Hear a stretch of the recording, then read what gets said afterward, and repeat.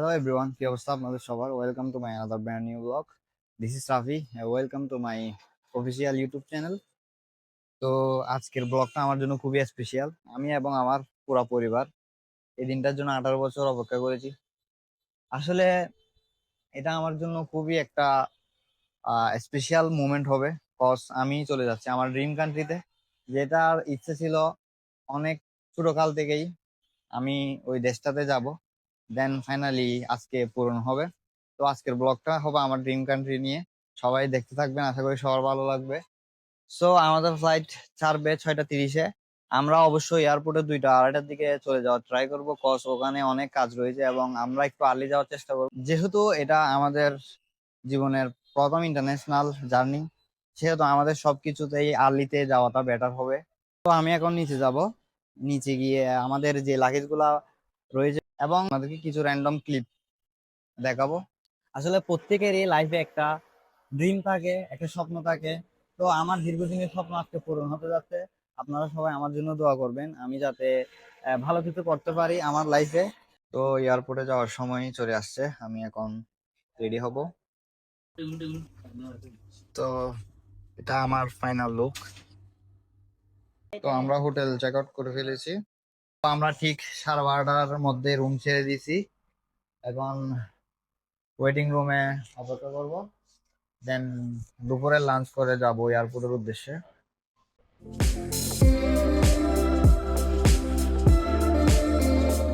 তো আমার dream country হচ্ছে যে ইউনাইটেড স্টেটস অফ আমেরিকা।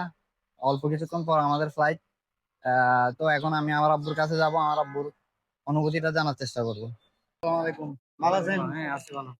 আসলে আমি যতটুকু জানি আপনার অনেক দিনের ধরে ইচ্ছে ছিল, আসলে দিন বললে ভুল হবে, অনেক বছরের ইচ্ছে ছিল তো আমেরিকাতে যাওয়া। তো আপনি যেহেতু ভিসাটা পেয়ে গেছেন, আপনার অনুভূতিটা কেমন আপনি একটু দর্শকদেরকে বলুন। আল্লাহর রহমতে এটা অনেক দিনের বা অনেক বছরের এই প্রচেষ্টা। এটাতে আমি খুবই খুশি। পাশাপাশি আমার আত্মীয়স্বজন যারা আমাদেরকে সহযোগিতা করেছেন সবার প্রতি আমি কৃতজ্ঞতা প্রকাশ করছি। ধন্যবাদ। ধন্যবাদ আব্বু। এরপর আমরা চলে আসলাম দুপুরে লাঞ্চ করার জন্য। আমার সাথে রয়েছে ইমন। আমাদের যে লাগেজগুলো ছিল সেগুলো একটার পর একটা গাড়িতে তোলা হচ্ছিল। তো আমরা সবাই গাড়িতে উঠে পড়লাম। গাড়ির উদ্দেশ্য ছিল ঢাকা শাহজালাল আন্তর্জাতিক বিমানবন্দর। তো ফাইনালি আমরা এয়ারপোর্ট পৌঁছে গেলাম। সবার থেকে বিদায় নিয়ে আমরা ভিতরে প্রবেশ করতেছি। আসলে একদিকে ভালো লাগতেছে, কজ আমি আমার ড্রিম কান্ট্রিতে চলে যাচ্ছি। আবার অন্যদিকে খারাপও লাগতেছে। এর কারণ হচ্ছে যে আমি আমার আপন মানুষদেরকে আর দেখতে পারবো না, বসে আড্ডা দিতে পারবো না এবং কোথাও ঘুরতে যেতে পারবো না। এয়ারপোর্টে ঢোকার আগে আমাদের পাসপোর্ট এবং ভিসা চেক করে নিচ্ছিলেন একটা অফিসার। ভেতরে প্রবেশের সাথে সাথে আমরা লাগেজগুলো জমা দিয়ে বোর্ডিং পাসটা নিয়ে নিলাম। দেন ইমিগ্রেশন কমপ্লিট করে প্রবাসী লাউঞ্জে অপেক্ষা করতেছিলাম আমাদের ফ্লাইটটার জন্য। সাথে আব্বু আম্মুর সাথে আড্ডা দিতে দিতে চা এবং হালকা নাস্তা করে নিলাম। আমাদের সাথে সাথে আরো অনেকজনই অপেক্ষা করতেছিল তাদের ফ্লাইটের জন্য। আসলে এয়ারপোর্টে আসার পর থেকে সবকিছু এত তাড়াহুড়োর মধ্যে হয়ে গেছে, ওটা কি করবো বুঝতেছিলাম না, ভিডিও করতে পারিনি তেমন। তো ফাইনালি আমাদের ইমিগ্রেশনটা খুবই স্মুথলি ভাবে হয়ে গেছে। অল্প কিছুক্ষণ পর আমার লং জার্নি শুরু হবে। ফার্স্টে ঢাকা থেকে দুবাই, দেন দুবাই থেকে পৃথিবীর সবচেয়ে ব্যস্ততম শহর নিউ ইয়র্ক সিটি, ইউএসএ। তো চলেন জার্নি ব্লগটা শুরু করা যাক। এই ট্রাভেলে আমার সাথে থাকবেন আমার আব্বু এবং আম্মু। তো আমরা একটু পর বিমানে উঠে যাব, দেন পরের ক্লিপ গুলা নিব। তো যাওয়া যাক, লেটস গো। আমরা ওয়েটিং রুমে চলে আসলাম। ওয়েটিং রুম থেকে ফ্লাইটটা দেখা যাচ্ছে আর এখানে বাকিরা সবাই ফ্লাইটের জন্য অপেক্ষা করতেছে। অবশেষে আমরা ফ্লাইটে উঠে পড়লাম।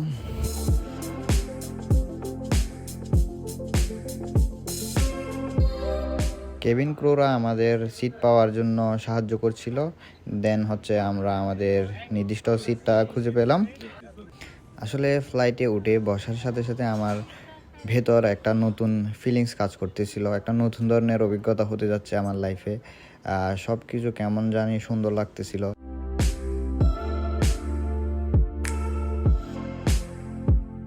আমি আসলে আপসেট ছিলাম, cause আমি মনে করি যে আমি উইন্ডো সিট পাবো না, বাট ফাইনালি উইন্ডো সিটে আমি রাতের বেলা তেমন কিছু দেখতে পারবো না, তারপরও উইন্ডো সিটের মজাই আলাদা। তো let's fly. Ma'am, say hi. তো আমাদের ফ্লাইট স্টার্ট দিছে। আসলে ফিলিংসটা দারুণ, খুবই এক্সাইটমেন্ট লাগছে আমার থেকে। তবে এখানের সিট গুলা তেমন কমফোর্টেবল লাগতেছে না, খুবই ছোট একটা স্পেস। তো আমাদের ফ্লাইট ছেড়ে দিছে অলরেডি। তো একটু পর টেক অফ করা হবে। সামনে মনিটরে সবার জন্য কিছু দিক নির্দেশনা দেখা যাচ্ছে, কিভাবে সিট বেল্ট পরা হবে এবং বাকি সব ইনস্ট্রাকশনগুলো দেখানো হচ্ছিল। আসলে টেক অফের সময় যে ভাইবটা থাকে তার সাথে কোনো কিছুরই তুলনা হয় না।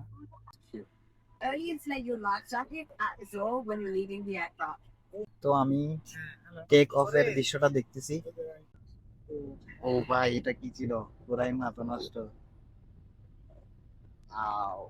ফ্লাইট টেক অফ করার পর খাবার কি কি দিবেন সেটার একটা লিস্ট দিয়েছিলেন। দেন খুবই ফ্রেশ একটা অরেঞ্জ জুস দিছিলেন, যেটা খেতে ভালোই লাগছিল। মনিটরে দেখতে পাচ্ছেন আমাদের ফ্লাইট কোথায় আছে, আর এখানে ফ্লাইটের নাম, স্পিড, কত স্পিডে চলতেছে, এগুলো সব দেওয়া আছে। আর আমরা যে টাইমে উঠেছি, আর হচ্ছে যে কখন আমরা দুবাইতে পৌঁছাবো ওইটার টাইমও দেওয়া রয়েছে, দেখতে পাচ্ছেন। আর এখন আমরা কলকাতার উপর দিয়ে যাচ্ছি। তো ইমিরাত এয়ারলাইন্স এর পক্ষ থেকে আমাদেরকে দিয়েছে হচ্ছে ব্ল্যাঙ্কেট, আর এদিকে হেডফোন, আর একটা পিলো দিছে। কিছু সময় যেতেই ওনারা আমাদেরকে সার্ভ করেছিলেন রাতের ডিনার। এখানে হচ্ছে রাইস উইথ চিকেন কারি, যেগুলো খেতে মোটামুটি ভালোই ছিল, এবং ছিল রিফ্রেশিং টাওয়েল, একটা সস ছিল ছোট। দেন এটা হচ্ছে মাউথ ফ্রেশনার, বাটার। দেন হচ্ছে যে একটা চকলেট ছিল ছোট, আর এটা হচ্ছে একটা ডেজার্ট। মিষ্টিটা মোটামুটি ভালোই লেগেছিল। সাথে ছিল পিনাট এবং একটা খুবই ফ্রেশ বান। দেন অল্প কিছুক্ষণ রেস্ট করে আমি মনিটরে কিছুক্ষণ গান শুনতেছিলাম। তো অল্প কিছুক্ষণ পর আমরা দুবাই ল্যান্ড করব। প্রায় 1 আওয়ারের মতো কাছাকাছি সময় লাগবে, প্রায় চলে এসেছি। তো আমরা দুবাই চলে এসেছি। ফ্লাইটের উইন্ডো দিয়ে রাতের দুবাই খুবই সুন্দরভাবে দেখা যাচ্ছিল। আসলে উপর থেকে দেখেই বোঝা যাচ্ছিল দুবাই কত সুন্দর একটা শহর এবং লাক্সারিয়াস একটা ভাইব দিচ্ছিল। আমি উইন্ডো দিয়ে বেশ ভালোভাবেই দুবাইয়ের সৌন্দর্য উপভোগ করতেছিলাম। আমাদের ফ্লাইট ল্যান্ড করে ফেলেছে, সবাই সবার হ্যান্ড লাগেজ নিতে ব্যস্ত। আমরা হ্যান্ড লাগেজগুলো নিয়ে দেন ফ্লাইট থেকে নেমে যাচ্ছিলাম। আমি ফ্লাইট থেকে বের হওয়ার সময় খুবই এক্সাইটেড ছিলাম, কজ আমার লাইফে প্রথমবারের মতো দুবাই আমি এসেছি। আসলে দুবাইয়ের এয়ারপোর্টটা খুবই সুন্দর লাগতেছিল। সেকেন্ড ফ্লাইটে ওঠার জন্য আমাদেরকে ট্রেনে করে যাওয়া লাগবে। আমার আম্মু একটু সিক ছিল, বিদায় আমরা হুইল চেয়ার নিয়েছিলাম, যার কারণে একজন স্টাফ আমাদের সাথে ছিল, তিনি আমাদেরকে নিয়ে যাচ্ছিলেন। আসলে নতুন একটা ট্রেনের অভিজ্ঞতা হচ্ছিল, কজ এরকম ট্রেনে আমি আগে আর চড়া হয় নাই। তো আমরা বসে পড়লাম, আমি এবং আমার আব্বু। ভাইয়াটার বাড়ি হচ্ছে পাকিস্তান, ওনার সাথে অনেকক্ষণ উর্দু ভাষায় কিছু কথা বললাম, ভালোই লাগলো, ভালো মনের একটা মানুষ। তো দেন আমরা ওনাকে ফলো করতে করতে যাচ্ছি। এগুলো হচ্ছে অনেক বড় বড় লিফট। দেন লিফটে করে আমরা থার্ড ফ্লোরে চলে আসলাম। দুবাইয়ের এয়ারপোর্ট দেখতে দেখতে আমরা চলে যাচ্ছিলাম আমাদের ফ্লাইটের যে গেট রয়েছে ওইখানে। দেন নেক্সট ফ্লাইটের গেটটা হচ্ছে B-17। তো ভাইটা আমাদেরকে B-17-এ নিয়ে এসে দেন বলল ওইখানে অপেক্ষা করতে। আসলে দুবাই এয়ারপোর্টের সবচেয়ে অসাধারণ ব্যাপার হলো, এটা শুধু একটা এয়ারপোর্ট নয়, এটা একটা পুরো শহর। আমরা সেই বিমান থেকে নেমে আমাদেরকে ট্রেনে করে আসতে হয়েছে আমাদের গেট নাম্বারে। তো আমাদের ফ্লাইট টাইম আরো 4 ঘন্টা পর। তো আপনারা চাইলে এখানে নানান ভাবে সময় কাটাতে পারেন। চাইলে শপিং করতে পারেন, অথবা এখানের আর্ট বা আর্কিটেকচার গুলো দেখেই ঘন্টার পর ঘন্টা কাটিয়ে দিতে পারেন। তবে এখানে বিশ্বের নানা ধরনের ব্র্যান্ডের মেলা। এখানের চেয়ার গুলো এতই আরামদায়ক যে মনে হচ্ছে যে একটু ঘুমাইনি।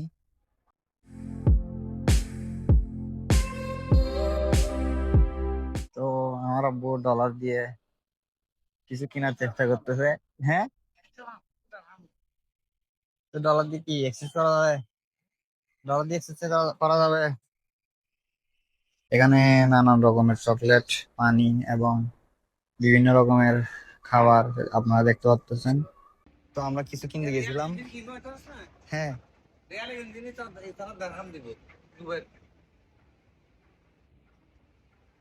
দুবাইয়ের দারহাম দিবে।